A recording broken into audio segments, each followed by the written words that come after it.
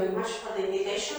I will probably disappoint you because I'm not going to speak about much about Romanian-Serbian relations in the energy field because there are not so many things to say at the moment. But I will rather make a short introduction, brief comments on what's going on in Romania at this moment in terms of reform of the energy sector and adaptation to the Green Deal agenda and the plans that the Romanian government has for the moment. Of course, there are some aspects that can cover only partially the Serbian-Romanian cooperation, as we recently had 2 meetings between our energy ministers, one after another.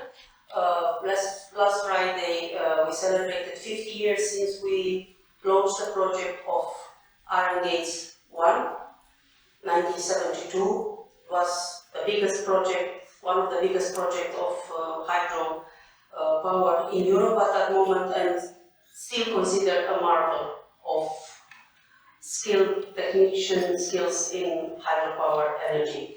And the 2 ministers met at that moment, and this past Monday it was another conference, a tech conference in Bucharest, and the Vice Prime Minister, Minister of Energy, Zorana Mihaela, which was in Bucharest again, and they discussed some things that will probably open a new chapter in our bilateral cooperation in energy field. I can only disclose that much, that one of the topics was the interconnector, gas interconnector, Romania-Serbia, which will practically connect Serbia to the pipeline BRUA, is Bulgaria, Romania, Hungary, Austria. That is a project financed by the European Union. And this is probably one of the most probable projects of bilateral cooperation in the near future. There are discussions about other projects, but I cannot disclose much because I have no information and I cannot pronounce myself on that. I will start making some short comments about Romania's stance at this moment. It's useless to say that we are in a current geopolitical situation where energy has become the backbone of the agenda in terms of securing supply and diversification, and practically it's overlapping with the green agenda that the EU already has started, and there are a lot of reforms on their way. But the conflict in Ukraine has highlighted more than ever the dependency of EU member states on Russian gas, and probably that's the hottest topic for many countries in Europe at this moment. Just to make some comments, from 90% of fossil gas consumption of the EU, 45% comes from Russia. From the coal use in Europe, 46% come from Russia. So it's quite evident that many European countries are now on a high-speed track to correct some of their structural energetical problems from this point of view. I will make a comment as to Romania, which is probably the EU country with the lowest dependency on imported natural gas from Russia. But we have our own challenges for the moment, posed mostly by the new geostrategic context. We have a balanced energy mix based mainly on domestic resources. We are that fortunate, and we should remember ourselves that more than we do for the moment. So we have a combination of hydropower, which is 30%, nuclear 19%, hydrocarbons 18%, wind energy 11%, solar 2%, biomass 1%, and coal still 18%. But we have a very clear agenda and a calendar for phase out of coal and replacement with more sustainable resources. Under the imperative of accelerating the decarbonization, we hope that we'll reach the targets we set by 2030, and we'd like to see that we will be able to make a fair transition from fossil fuels to a more diverse energy mix. I will mention that a couple of days ago, the Romanian Parliament has passed the new Romanian legislation on offshore deep oil and gas operations, which is expected to unblock gas projects in the Black Sea and ensure gas supply independence for Romania, as well as the possibility to become a gas exporter. I think the first company, which is Black Sea Oil and Gas, will start exploitation, not exploration, but exploitation already by the second half of this year, maybe. The other big companies that are having concession of fields in the Black Sea, probably by 2023, so next year we'll start exploiting gas. Transforming the energy infrastructure is one of the main challenges in Romanian energy sector. We aim at modifying the existing fossil fuel-related infrastructure in order to secure an affordable energy transition. Coal and gas power plants will be upgraded to burn fuels as hydrogen, which will contribute to the security of electricity supply. Also, in transition, hydrogen can be blended into natural gas for distribution, and natural gas pipelines can be repurposed to carry hydrogen and biomethane. Towards the clean energy transition, existing coal gas power plants may offer cost-effective options to provide adequate services in electricity systems. Also, the existing oil and gas infrastructure can be used for transport of carbon dioxide to oil and gas fields for permanent storage.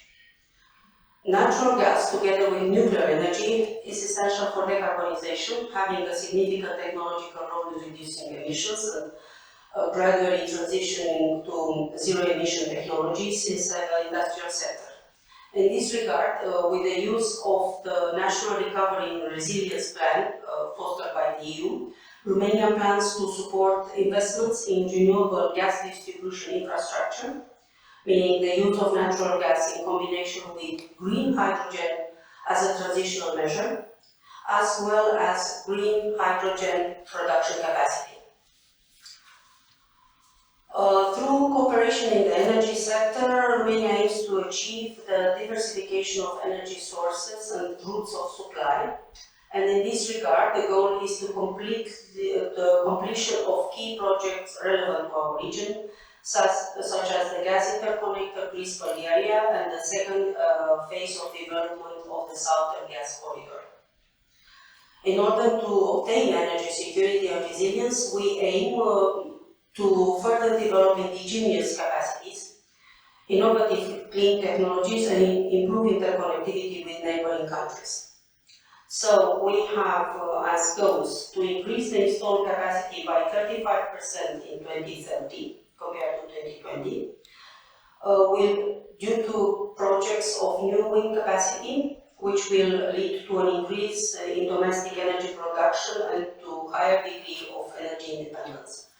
I'm not sure if I'm correct, but I think we have 2 or 3 major projects in wind, energy wind farms, which amount to, I don't know, maybe I'm not, if I'm mistaken, please correct me, 4,000 megawatts, something like that. So it's huge from this point of view. We aim at refurbishing the nuclear power plant unit, and we wish to construct at least 1 new nuclear power plant by 2030. We want to develop the national natural gas transmission system on Bulgaria, Romania, Hungary, Austria corridor, so-called BRUA, and also develop on the Romanian territory the southern corridor for the transportation of the natural gas from the Black Sea. It's a short interconnector from the sea shore to practically the Brua, the main pipeline. And of course, as I mentioned, we can put now on the agenda the connection to Brua of Serbia. So it's, the area is Arad in Romania, Mokrin in Serbia. It's not a long pipeline. You have on the Serbian territory from the border 15 kilometers, so it's quite short. We have a little bit more on our side, is 8 kilometers. We shall see how it will look like. The political, so to say, will is there. Probably now the companies have to sit together and talk about it. We aim as well at replacing the electricity generation capacity that will come out of operation with new, efficient and low emission capacities as well by 2030. And we place a focus on development of hydrogen pilot projects, hydrogen-ready infrastructures, and of a national hydrogen strategy. And that's the last, so to say, very recent decision: implement nuclear small modular reactors in Romania by 2028. The decision, political decision, has already been made. We have as well a first project. The first small nuclear modular plant is going to be built in Doicești, which is in the southern part of Romania, where we used to have one of the biggest coal-based power plants that is already closed. So we are trying to replace something old with something new. We shall see how it works. And I think yesterday as well, that's for the people that are, so to say, interested in research activities. I think we witnessed the signature of a protocol of cooperation between the Romanian, the Bucharest Polytechnical University and the company, I forget the name, pardon me, American one, which is one promoting the small nuclear modular reactors. A protocol that foresee specialization of future personnel that is going to work with those new modular small power plants and do research together. So it has a double purpose: prepare the future employees and do research together. Maybe it was not comprehensive. It was probably not what you expected to hear about Romanian-Serbian cooperation in the field, but at least it highlights what we are doing at the moment, what we are planning to do, and some of the areas where we will be able to open cooperation with Serbia. So from our part, I know from certain big companies in Romania that there is willingness and desire to invest in Serbia, especially in renewables. It only remains to so to say, to make the connection between partners here and our big companies. And it's no big secret if I tell you that the big company I'm talking about is Hidroelectrica, which is the mother and father of iron gas projects, but has developed tremendously in the past years and has become one of the biggest players in Southeast Europe in terms of not only revenues but turnover. And they are interested in investing in renewables and ready for offers from Serbia, partnership offers. Thank you very much, and I wish you a very successful discussion. Thank you, Your Excellency.